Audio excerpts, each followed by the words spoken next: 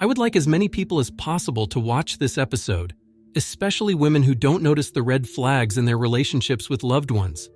Today we will examine one of the most intriguing and mysterious cases I have ever investigated, which happened in Philadelphia, USA, in 2011, the case of Ellen Greenberg. This case caused a lot of controversy and discrepancies among both law enforcement and the victim's family, as the cause of death remains unclear to this day. However, despite the complexity and ambiguity of this case, it undoubtedly deserves attention due to its mysteriousness and unusual nature. Ellen Greenberg was born on June 23, 1993 in New York, and was the only child of George and Sandra Greenberg. At the time of the tragic events, the girl was 27 years old and lived in Philadelphia. Ellen grew up in an atmosphere of love and care, and was a cheerful and sociable girl.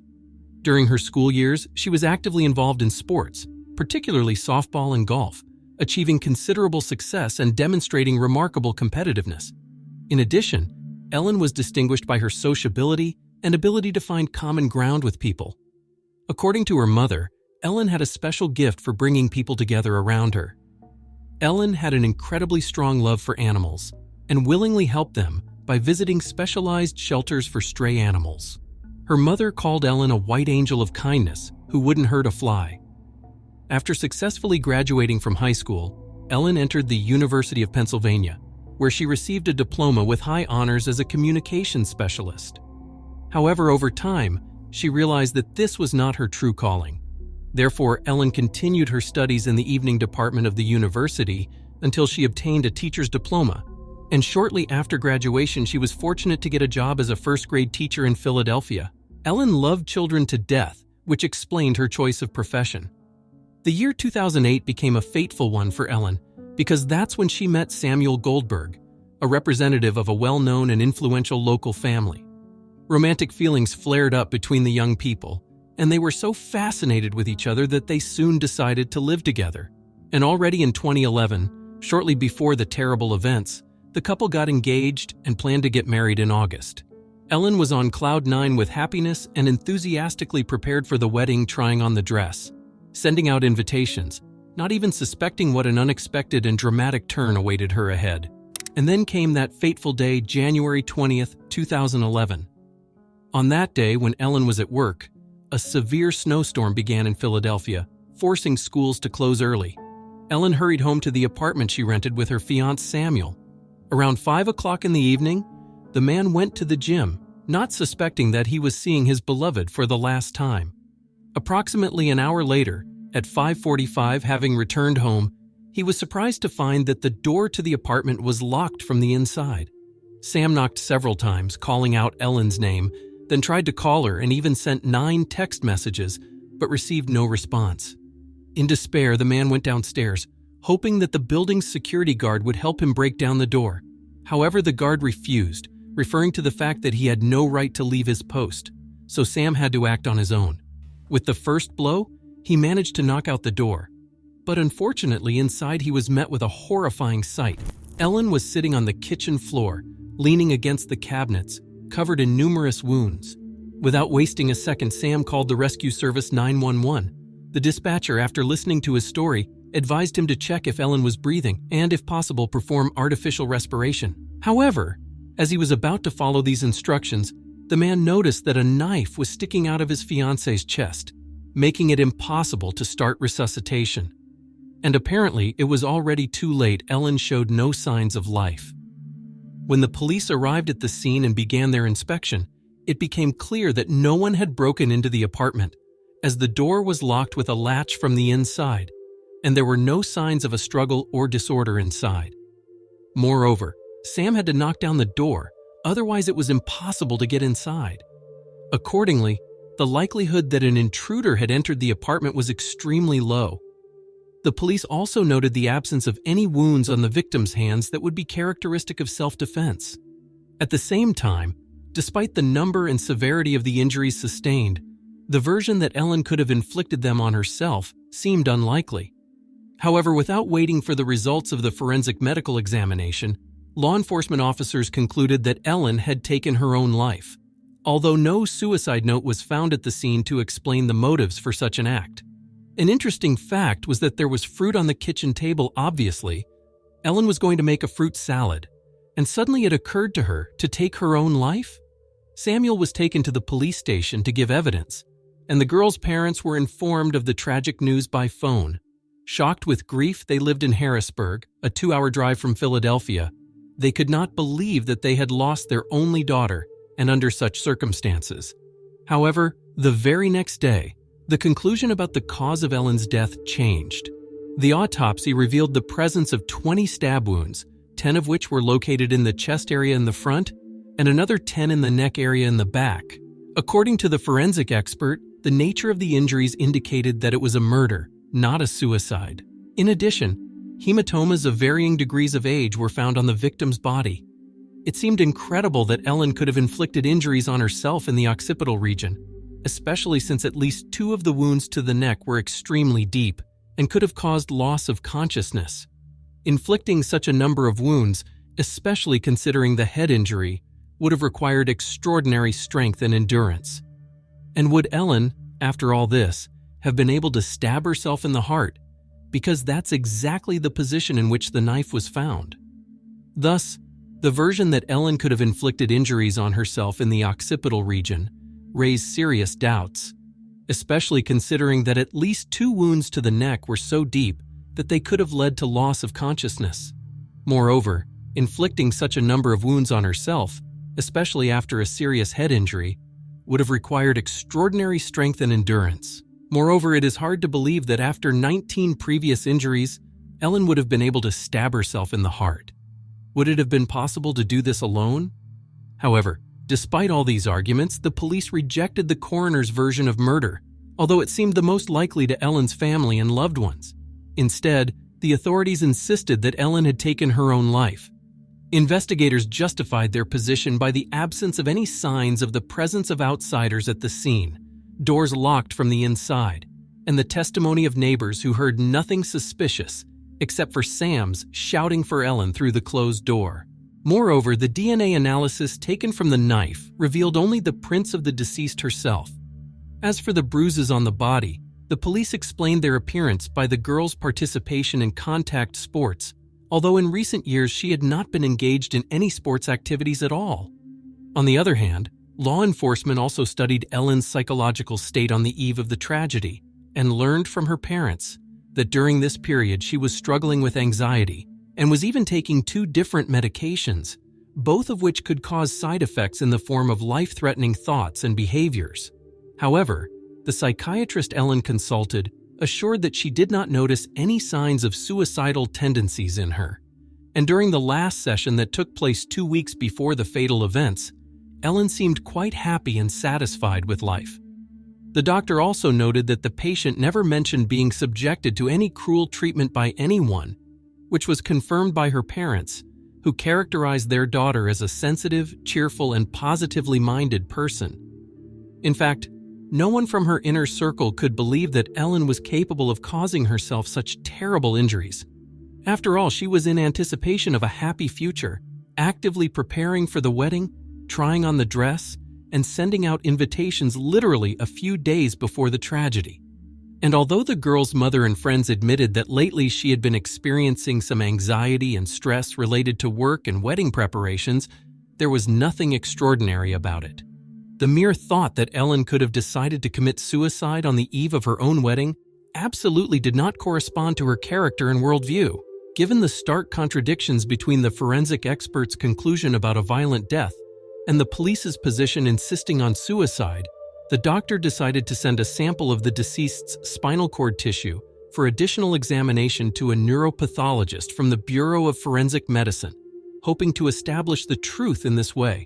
The fact is that if at least one of the deep wounds to the neck had damaged the spinal cord, it would inevitably have led to paralysis and deprived the victim of the ability to inflict further injuries on herself. Therefore, the presence of 20 wounds of varying severity on the body indicated the involvement of another person in the crime. However, 3 months later, the forensic expert suddenly abandoned his initial version of murder, stating that the incised wounds on the neck were not serious enough to cause paralysis, and accordingly could well have been inflicted by Ellen herself. The girl's parents never received a clear explanation for the reasons behind such a radical change in the expert's position. They could not believe that their daughter, who was so vulnerable and sensitive to pain that she did not even dare to pierce her ears a second time, suddenly turned out to be capable of such a desperate and cruel act. The most shocking and outrageous thing for the family was the authorities' announcement about the final closure of the case, contrary to all arguments and evidence.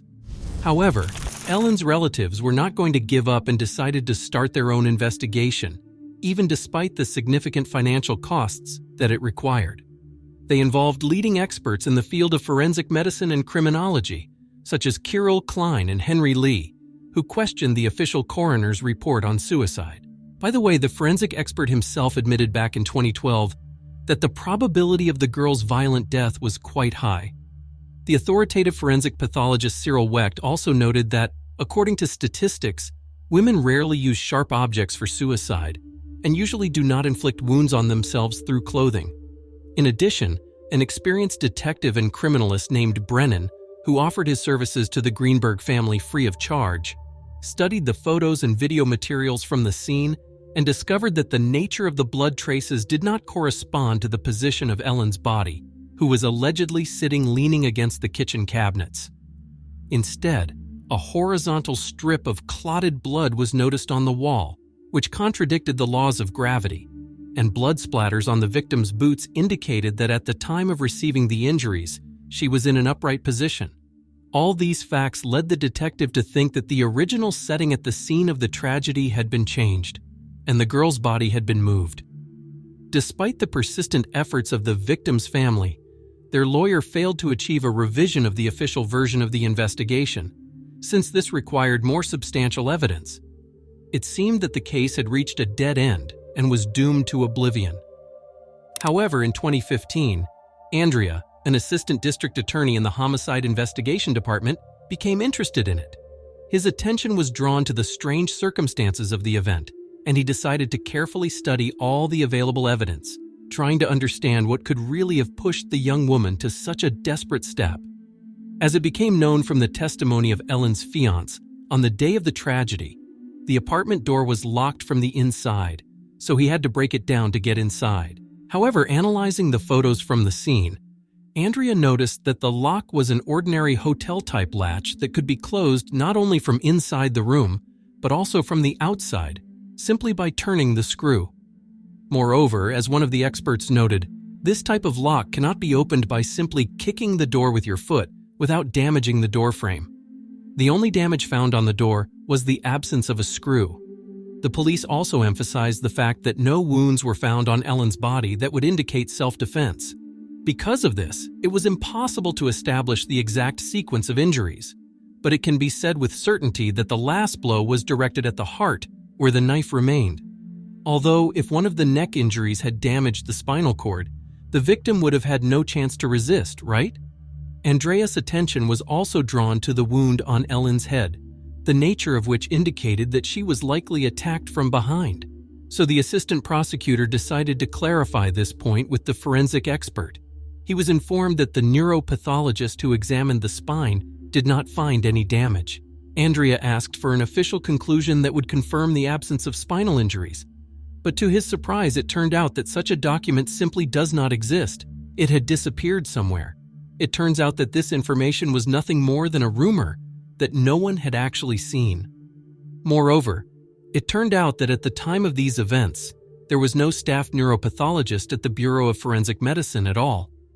Therefore, they had to invite Dr. Adams, who supposedly examined the spine and confirmed the absence of any damage. But later it became known that no records of instructing this doctor to conduct an examination had been preserved.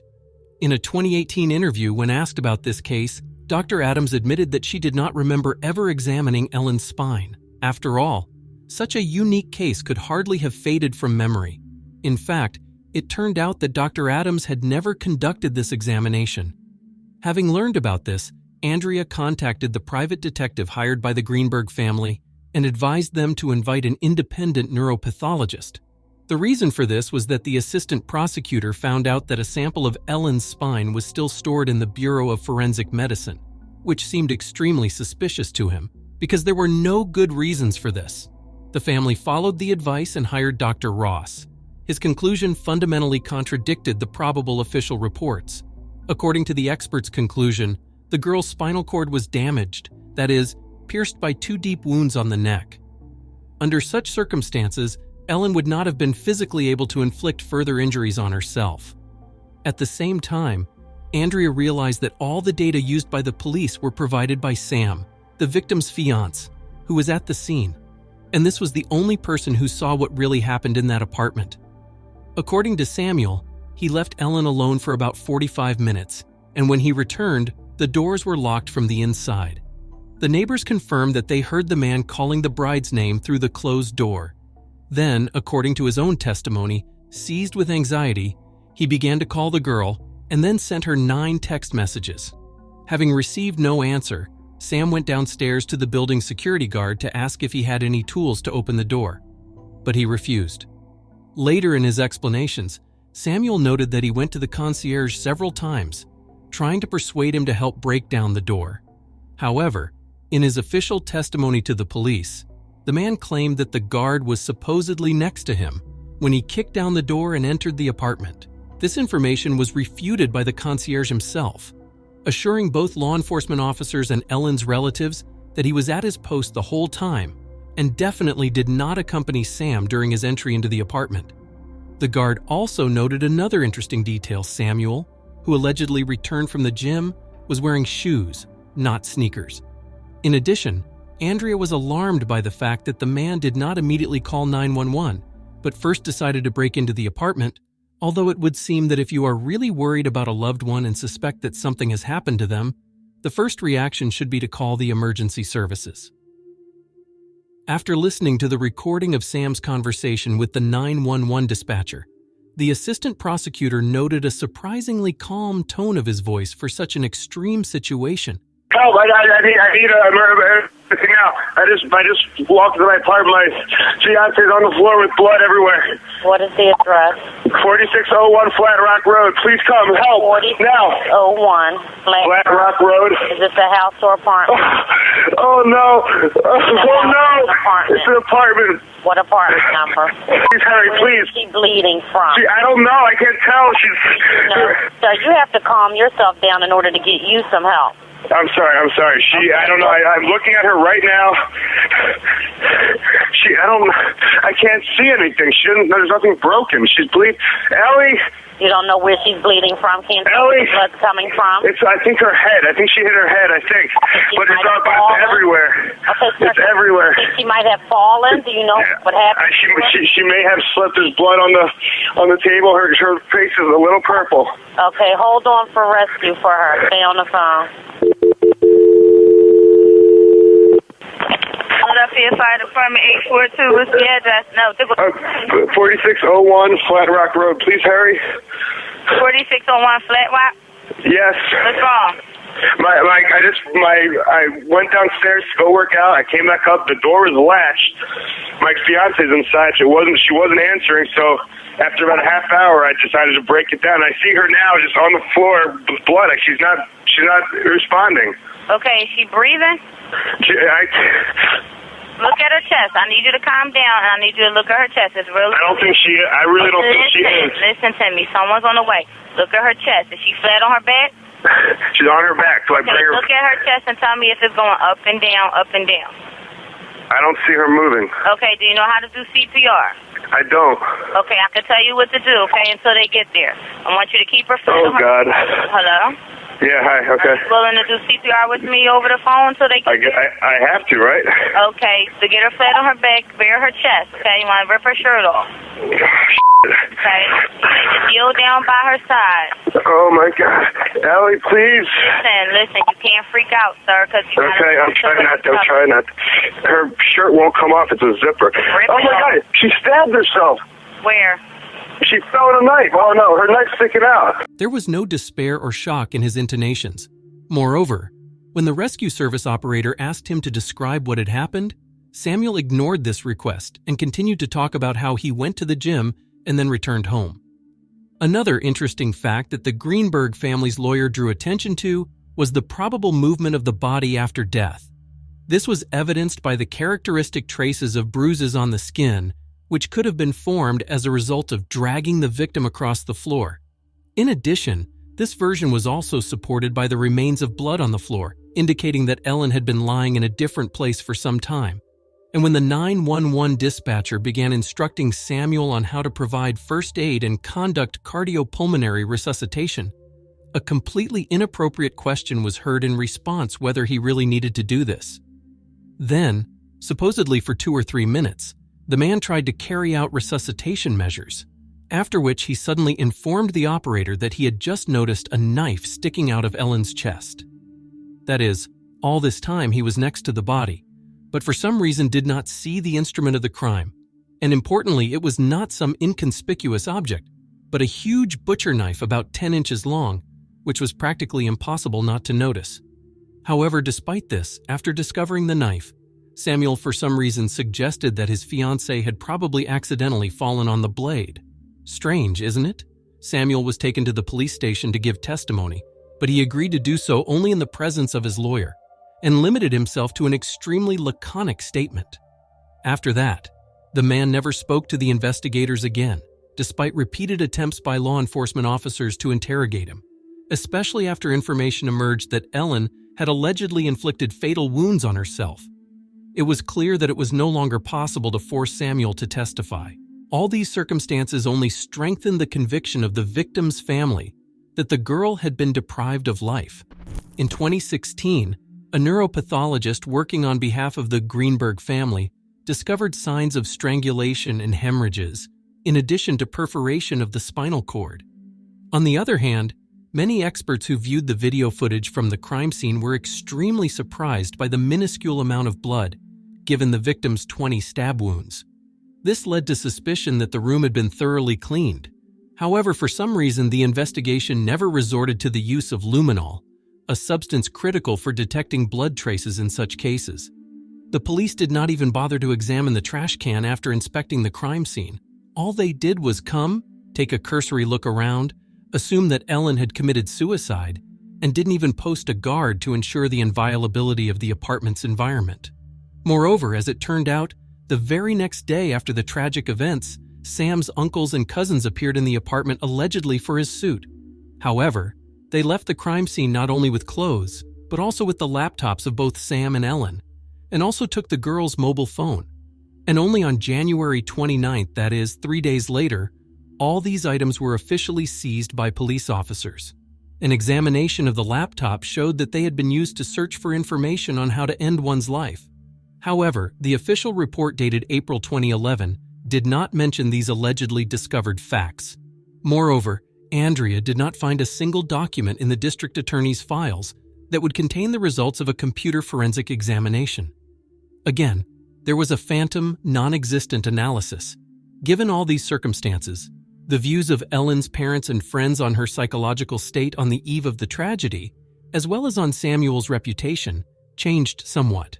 And although they never directly called him a suspect or a likely perpetrator, certain doubts still crept in. Upon reflection, the girl's relatives and friends admitted that they had indeed noticed changes in her behavior a few weeks before the fatal incident, but did not attach much importance to it at the time. Ellen's girlfriends recalled that lately, she had begun to consult with Samuel about every decision she made, which had not been observed before. If previously Ellen demonstrated complete independence, then on the eve of the tragedy, she turned from a cheerful and carefree person into a restless and anxious one. Ellen even once confessed to her parents that she wanted to quit her job and return home to them. However, she emphasized that Samuel had nothing to do with it, and that everything was fine in their relationship. Ellen's parents assured their daughter that they were always happy to see her at home and were ready to support her if needed. And they advised her to seek help regarding her anxiety problems. In 2019, the deputy coroner and dean of the Faculty of Medical Sciences, Gregory McDonald's, released a report confirming the police version. He claimed that Ellen had inflicted the superficial wounds on herself. Because if a person decides to take their own life in this way, they usually start with shallow cuts, as if testing their determination and pain threshold. And then in the process, they inflict more and more serious injuries on themselves. But on the other hand, the nature of the deep wounds and other traces that could indicate an attack still seemed suspicious to the expert. Samuel maintained contact with the family of his late fiancée for a year after the tragedy. But then his calls and visits became less and less frequent, and soon he completely broke off communication, sending the Greenbergs an email with a message about his own wedding. Currently, this man is still married, has 2 children, and leads a completely normal, ordinary life, absolutely detached from the exhausting struggle that Ellen's family continues, trying to figure out why justice neglected their grief and did not help establish the truth. The girl's parents, together with a lawyer, filed a lawsuit against the experts who performed the autopsy, against the Bureau of Forensic Medicine, the county administration, and the city of Philadelphia. They demanded a review of the case and a change in the wording of the cause of death, due to which the investigation was prematurely closed. And only in May 2020, the first ray of hope appeared. The Philadelphia court granted the Greenbergs' claim. In this regard, the family hopes to gain access to all the materials of the criminal proceedings, which they have been denied so far. In addition, there is a video recording from surveillance cameras in the building, which allegedly does not show anything suspicious.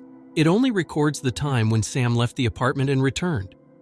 A request was also made to obtain an audio recording of conversations with 911 dispatchers.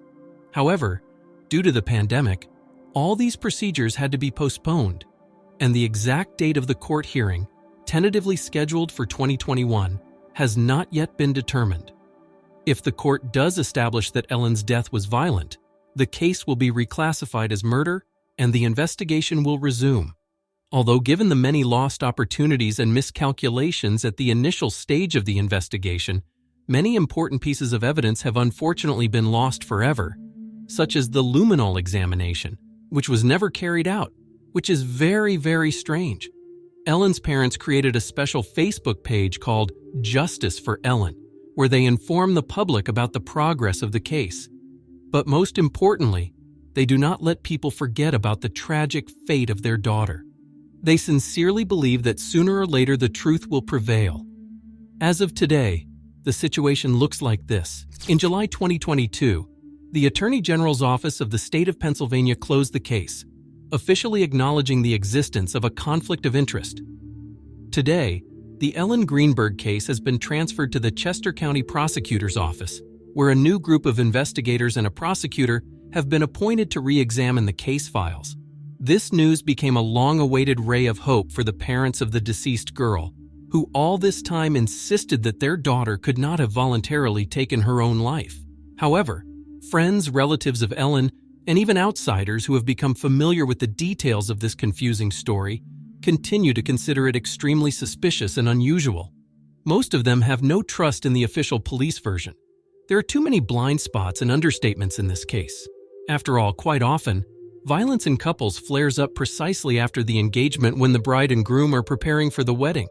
It is quite possible that when faced with cruel treatment and beatings by her fiancé after the proposal, Ellen was at a loss and could not clearly formulate and voice this problem. Perhaps that is why she did not dare to tell her parents or therapist about her suffering. It's worth imagining here you are in a 3-year relationship with a person you thought you knew well. Suddenly, your partner unexpectedly changes, reveals their true essence, and resorts to violence against you. It is possible that Ellen deluded herself that this stressful situation would soon pass. Everything would be settled and life would return to its usual course. But unfortunately for this bride and future wife, everything ended in the most tragic way. In fact, even a cursory analysis of the circumstances of the event indicates obvious signs of murder, and a murder that is deliberately hushed up. Because how is it possible to inflict such severe and numerous injuries on oneself alone? It seems absolutely unreal. First, Ellen would not have been able to continue inflicting blows on herself after deep damage to the spinal cord. And we are not talking about some scratches, but about extremely serious wounds.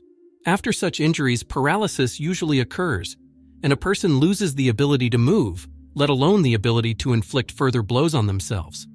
And this is without taking into account the wound on the back of the head, the depth of which reached 6 centimeters.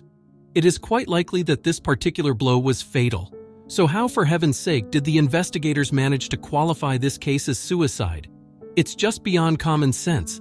Characteristic signs of strangulation on the victim's neck were also present.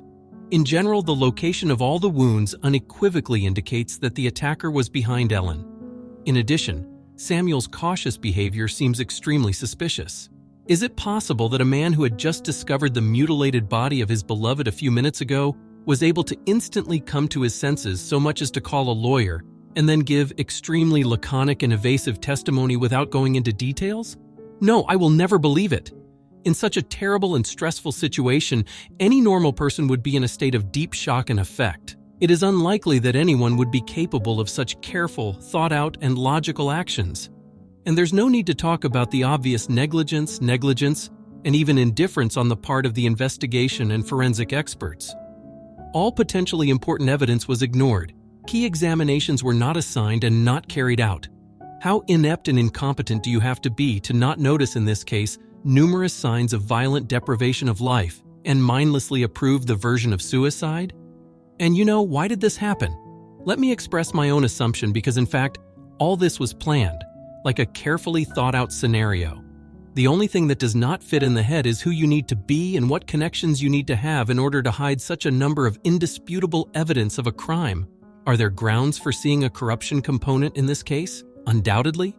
Was all this deliberately staged? I have no doubt. Of course, you can condemn me for such conclusions, but excuse me, my imagination simply refuses to draw a picture where a person inflicts more than 20 knife blows on themselves, having strangled themselves before that, and then crawls to the sink in the bathroom. And why do I tend to think that it was Sam who was involved in Ellen's death, and not anyone else? I'll explain. Firstly, he was the last one to leave the apartment before the body was discovered.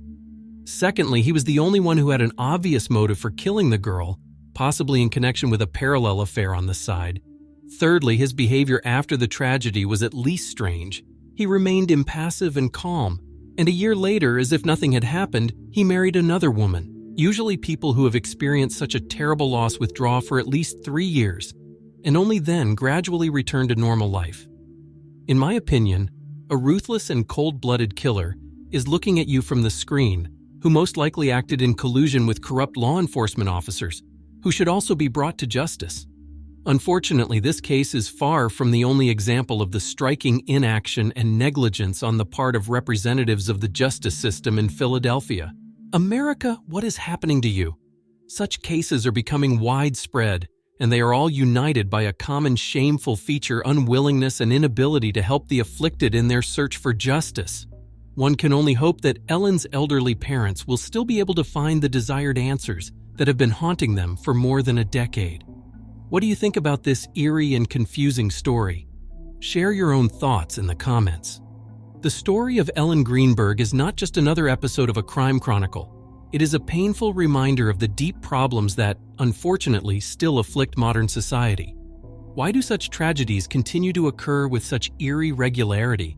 Because indifference, and unwillingness to notice obvious things are firmly rooted in our collective consciousness. We are used to looking away, not interfering, not complicating our lives with other people's troubles.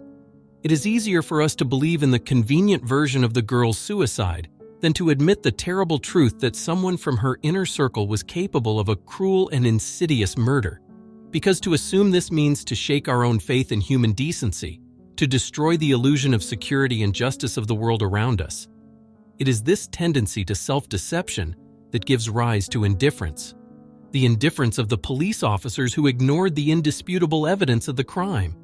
The indifference of experts who did not notice the fatal injuries on the victim's body. The indifference of friends and relatives who turned a blind eye to Samuel's strange and suspicious behavior. And the indifference of you and me, ordinary people who, with enviable regularity, pass by someone's suffering, not wanting to interfere, help, or sympathize. We alone have the power to change this sad trend.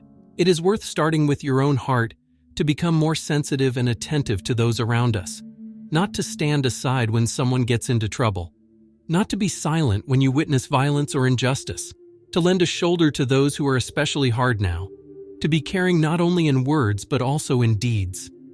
High-profile cases similar to the story of Ellen Greenberg should serve as a daily reminder to us that evil continues as long as good people do nothing. So let's not be silent observers in this world. Each of us is able to make it at least a little better, fairer, and more humane. You just need to not pass by when someone needs our help and support. Justice is not an abstract concept. It is created here and now every time there are caring people who are ready to make efforts for its triumph. So let's be these caring people. Let's not lose faith in goodness and humanity. And every day, step by step, let's change the society around us for the better, with compassion, mutual assistance, and unwavering confidence in the victory of truth. Only in this way can we avoid a repetition of tragedies like the one that befell Ellen Greenberg. Only in this way will we honor the memory of the innocently killed. And only in this way will future generations live in a world where goodness will finally defeat indifference. So let's be human not in words but in deeds. Let's not be silent when our voice is able to protect someone's life. Let's not turn away when someone begs for help. After all, sensitivity, care, and involvement are what make us real people. And it is these qualities that we so lack today. Let us remember Ellen and thousands of other victims of criminal silence and inaction. They are our painful reminder, our reason to stop and finally change something in this world and in ourselves. So let's not be indifferent. Let's not be blind and deaf to someone else's grief. After all, each of us is society, and if not us, then who? If you are interested in this episode, I recommend watching other fascinating criminal investigations on my channel. Don't forget to subscribe to our updates so as not to miss new stories. Take care of yourself and your loved ones. God bless you.